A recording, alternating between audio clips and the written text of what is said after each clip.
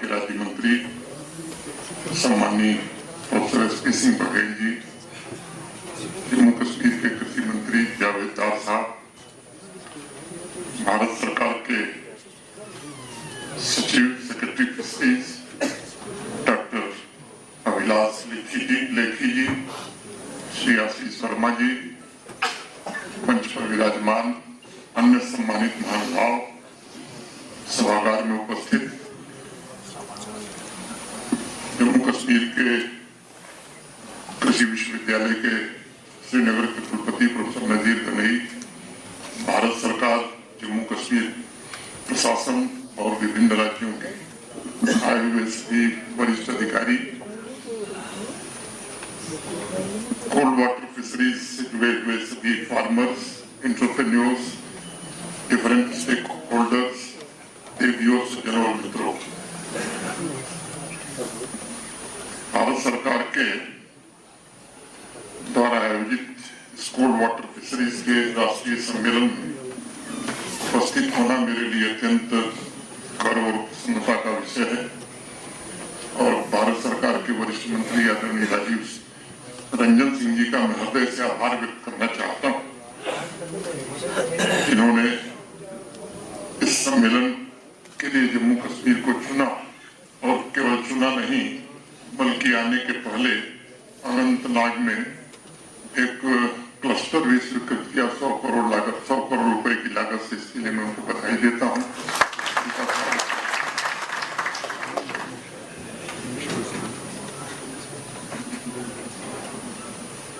ये आयोजन इस बात को दर्शाता है कि भारत सरकार पूरी ताकत से इस सेक्टर से जुड़े सभी स्टेक होल्डर्स के जीवन को रूपांतरित करने के लिए पूरी तरह प्रतिबद्ध है और भारत के आदरणीय प्रधानमंत्री श्रीमान नरेंद्र मोदी जी के दूरदर्शी नेतृत्व में भारत सरकार हर कदम पर फिश फार्मर्स, उनकी फैमिलीज के साथ खड़ी है।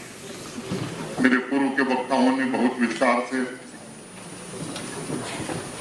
अनेक बातें बताई हैं। मुझे लगता है मेरे लिए उचित नहीं होगा कि उन बातों को दोहराया जाए, आंकड़े भी पढ़े गए हैं, लेकिन इस महत्वपूर्ण पहल का जो उद्देश्य है मुझे लगता है वो सतत विकास, आधुनिक इंफ्रास्ट्रक्चर, सब्सिडी सहायता, टेक्नोलॉजिकल एडवांसमेंट और मछुआरों तथा फिश फार्मर्स की आय की वृद्धि के माध्यम से पूरे हिंदुस्तान में ब्लू रिवोल्यूशन के मार्ग को कैसे और प्रशस्त किया जा सकता है। और मुझे इस बात पर गर्व है कि भारत सरकार के मिनिस्ट्री ऑफ फिशरीज के समर्पित प्रयासों से आज भारत दुनिया में, जैसा मेरे पूर्व में बताया गया, मछली उत्पादन में दूसरा सबसे बड़ा देश बन चुका है। वैश्विक मत्स्य उत्पादन में लगभग अभी 8% का योगदान हम दे रहे हैं और नंबर 1 और नंबर 2 का जो गैप मुझे लगता है वो भी थोड़ा ज्यादा है, लेकिन पिछले 10-11 वर्षों के प्रयत्नों के कारण हमने तेज गति से इस क्षेत्र में कई माइलस्टोन प्राप्त किए हैं और मैं उम्मीद करता हूं कि वो दिन भी हम सब अपनी आंखों के सामने जल्दी देख सकेंगे जब दुग्ध उत्पादन की तरह मछली उत्पादन में भी विश्व के सबसे बड़े उत्पादक हम बनेंगे। कृषि और उससे संबंधित गतिविधियों में फिशरीज सेक्टर की हिस्सेदारी लगभग 7.3% है और कृषि GDP तक ये पहुंची है, जो इसे कृषि क्षेत्र के सबसे गतिशील और तेजी से विकसित होने वाले क्षेत्रों में शामिल करती है। पिछले 1 वर्ष में ट्रेड की तमाम चुनौतियों के बावजूद फिशरीज प्रोडक्ट का एक्सपोर्ट भी बढ़ा है। माननीय मंत्री जी ने बताया 13-14 की तुलना में 24-25 में दुगना हुआ है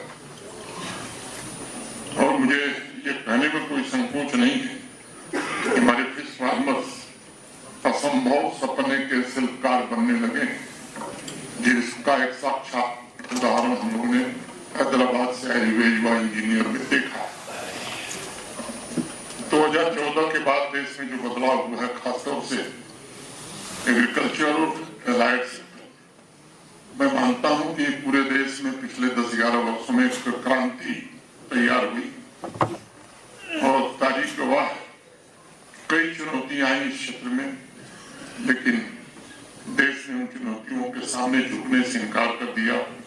क्या हमारे अन्नदाता हों, फिश फार्मर्स हों, डेयरी और फूड प्रोसेसिंग से जुड़े हुए सभी हमारे साथी हों, सबने सामूहिक ताकत से भारत सरकार के सहयोग से विकास की अग्नि को प्रज्वलित करने में सफलता पाई है।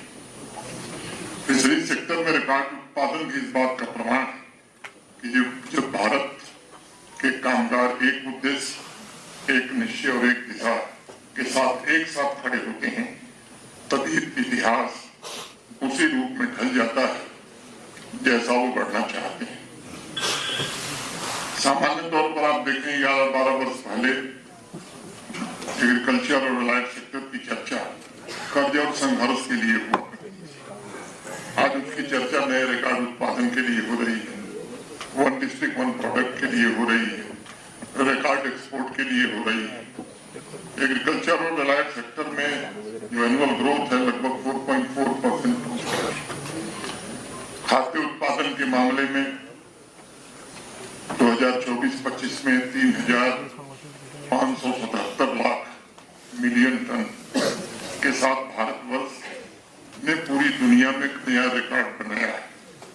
और माननीय प्रधानमंत्री जी ने स्पष्ट किया है, किसानों के हितों के साथ किसी भी प्रकार का समझौता, चाहे वो ट्रेड फ्रेमवर्क हो या ट्रेड एग्रीमेंट हो, कभी भी भारत सरकार नहीं करेगी और किसानों के हितों का पूरी तरह से संरक्षण भारत सरकार करेगी। ये भारत सरकार की जिम्मेदारी। ये इस बात का भी प्रमाण है कि सामूहिक इच्छा शक्ति भारत की सबसे बड़ी ताकत है। फिशरी सेक्टर में हमारा जो नया रिकॉर्ड अभी मंत्री जी बता रहे हैं, ये इस बात का प्रमाण है। जब देश के सभी नागरिक एक साझा दृष्टि के साथ आगे बढ़ते हैं, तब कोई बाधा अस्थायी रूप से हमारा मार्ग नहीं रोक पाता। मैं जानता हूं कि किसान और फिश फार्मर्स इस सत्य को सहज रूप से समझते हैं कि एक अकेला बीज राष्ट्र को पोषण नहीं दे सकता, लेकिन जब लाखों बीज एक साथ बोए जाते हैं तो वे समाज के भविष्य को नई दिशा देते हैं। इस पर अभी माननीय मंत्री जी ने बल भी दिया। Cooperative sector, farmer producer organisation. इसके बाद का जो सत्र है, मेरी अपेक्षा होगी कि टेक्निकल सेशन में एक्सपर्ट्स इस बात को आधार बनाकर विभिन्न विषयों पर ये चर्चा जरूर करें कि आज जो गर्व भारत अपने किसानों और फिश फार्मर्स की उपलब्धियों पर अनुभव कर रहा है, वही भावना इस सेक्टर में आने वाले कल की ऊर्जा कैसे बन सकती है और इसमें सभी स्टेक होल्डर्स को technology, marketing, value addition, branding के अपने अनुभव के द्वारा, जैसा भारत सरकार के सचिव महोदय ने बताया कि हम आने वाले दिनों में फिश फार्मर्स के लिए एक एसओपी जारी करेंगे। आप सब जानते हैं कि कोल्ड वाटर फिशरीज का केंद्र मुख्यतः हिमालय और उप हिमालयी क्षेत्र है, जिसके बारे में काफी चर्चा हो चुकी है। मैं एक छोटे अनुभव की बात करूंगा, वो जो जम्मू कश्मीर से संबंधित है। ट्राउट का मत्स्य पालन, रेनबो ट्राउट, ये जम्मू कश्मीर के लिए अपार संभावनाएं रखता है। ये 2.5-3 साल पहले एक holistic agriculture development plan Jammu Kashmir के लिए देश के जाने माने कृषि विशेषज्ञों की मदद से, जिसमें हमारे दोनों कृषि विश्वविद्यालय भी शामिल थे,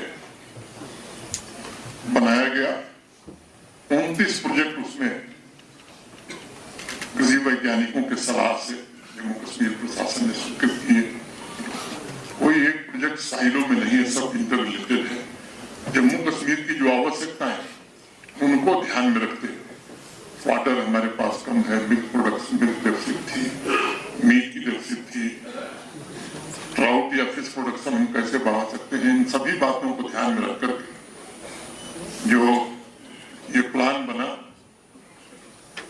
एक लक्ष्य रखा गया और मोटा मोटी एक कंजर्वेटिव असेसमेंट एग्रीकल्चरल साइंटिस्ट का ये था कि अभी जो एग्रीकल्चर और अलाइड सेक्टर का कंट्रीब्यूशन है जम्मू कश्मीर की जीडीपी को, इस प्लान के लागू होने के बाद वो कम से कम दुगना जरूर हो जाए।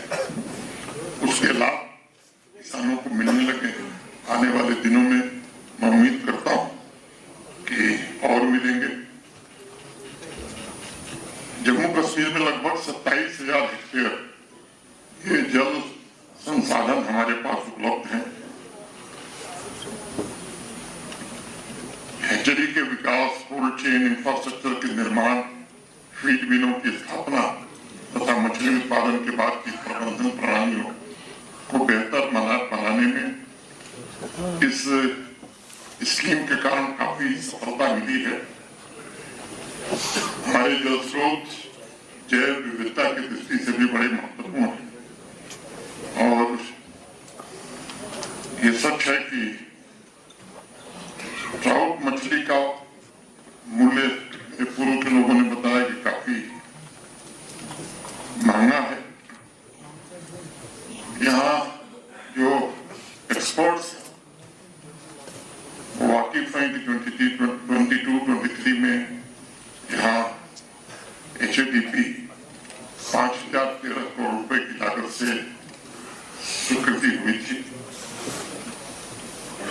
2021-22 में ट्राउट प्रोडक्शन यहाँ 1,663 टन था, जो 2024-25 में बढ़कर 2,650 टन हुआ। प्राइवेट सेक्टर में पहले 936 ट्राउट यूनिट थी, जिसकी संख्या बढ़कर के 1,649 हो गई है। पहले एक ट्राउट हैचरी हुआ करती थी, आज 9 हो गई है। एक भी ट्राउट फीड मिल यहाँ नहीं थी, लेकिन अब 6 फीड मिल स्थापित हो चुकी है। 2 रेस यूनिट हुआ करती थी, 24 में उनकी संख्या 9 हो गई है। 21-22 में प्राइवेट सेक्टर में मात्र 10 बायोफ्लॉक यूनिट हुआ करती थी, अब संख्या इनकी बढ़कर के 59-60 हो गई। तो ये सुनियोजित प्रयासों का परिणाम है कि देश के सभी कोल्ड वाटर राज्यों में ट्राउट उत्पादन के मामले में जम्मू कश्मीर ने भी अपनी एक विशेष पहचान और जगह बनाई है और मैं उम्मीद करता हूं कि भारत सरकार की सहायता से वो अपना वाजिब स्थान भी जम्मू कश्मीर जरूर प्राप्त करेगा। इस क्षेत्र की चुनौतियां भी बहुत हैं। पूर्व भी जिक्र किया गया क्लाइमेट चेंज, पानी के तापमान में वृद्धि, पानी की कमी, देसी प्रजातियों की धीमी वृद्धि तथा मछलियों के स्वास्थ्य से जुड़े जोखिम। इस पर जरूर हम उम्मीद करेंगे कि आने वाले सत्र में आपसे चर्चा करेंगे और इसके क्या उपाय हो सकते हैं जरूर सुझाएंगे। मुझे लगता है कि इस सेक्टर की पूरी क्षमता को विकसित करने के लिए हमें वैज्ञानिक आधार पर कोल्ड वाटर एग्री का विकास कैसे करना है, इस पर योजना बनानी होगी। ट्राउट और कार्प प्रजातियों का आनुवंशिक सुधार कैसे हो सकता है, इस पर विशेष ध्यान देने की जरूरत होगी। एक अत्यंत महत्वपूर्ण बिंदु जलवायु अनुकूल उत्पादन प्रणालियां हैं और साथ ही रोग निदान और जलीय स्वास्थ्य प्रबंधन पर भी अधिक से अधिक कैसे ध्यान दिया जा सकता है। मैं एक बार ये बात करता हूं कि हमें स्वदेशी फीड में ज्यादा इनोवेशन करने की जरूरत है। सीड और फीड की जो सप्लाई चेन, ये कैसे हम पूरे देश में और खासतौर से जम्मू कश्मीर मेंटेन कर सकते हैं ताकि इस क्षेत्र से जुड़े लोगों को कभी कोई कठिनाई न आए। ये संभावना कैसे बन सकती है, इस पर विचार करने की आवश्यकता है। आने वाले समय में जम्मू कश्मीर एक इंटीग्रेटेड फिशरीज डेवलपमेंट के राष्ट्रीय मॉडल के रूप में उभरने की क्षमता रखता है, जहां उत्पादन को cold storage, processing, packaging, branding और एक्सपोर्ट प्रमुख वैल्यू एडिशन से कैसे हम जोड़ सकते हैं। इस प्रकार का वैल्यू चेन अप्रोच न केवल रोजगार के अवसर प्रदान करेगा बल्कि पोस्ट हार्वेस्ट नुकसान को भी कम करेगा और फिश फार्मर्स की आय में भी उल्लेखनीय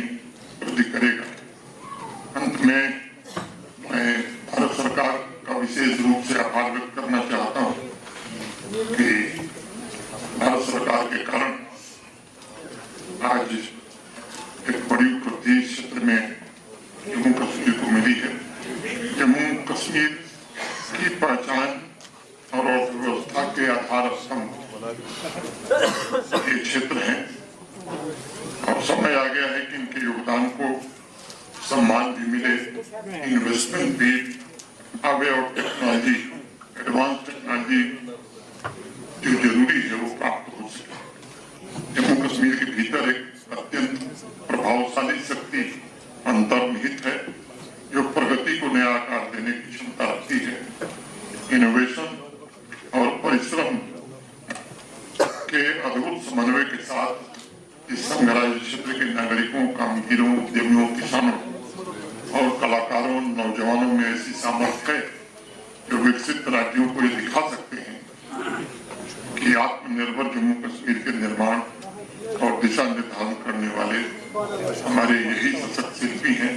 इन्हीं बातों के साथ मैं माननीय राजीव रंजन सिंह जी का, भारत सरकार के राज्य मंत्री डॉक्टर बघेल का, भारत सरकार के सभी वरिष्ठ अधिकारियों का फिर से एक बार अभिनंदन करता हूं और दूसरे राज्यों